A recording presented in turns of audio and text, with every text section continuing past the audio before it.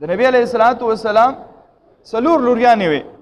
فاطمه الزهرا رضی الله تعالی عنها، حضرت زینب رضی الله تعالی عنها، حضرت رقیہ رضی الله تعالی عنها او ام کلثوم رضی الله تعالی عنها. دا څلور لوریانې وې. د نبی علیه الصلاۃ والسلام په دې څلور لوریانو کې دوه لوریانې د حضرت عثمان غنی رضی الله تعالی عنہ په نکاح کې وې.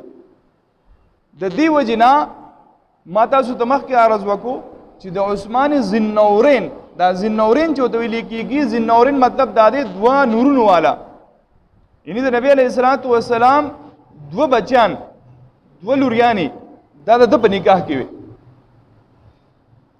اوله نکاح د حضرت رقیہ رضی الله تعالی عنها وسره شوی و، او دویم نمبر نکاح د ام کلثوم رضی الله تعالی عنها وسره شوی و.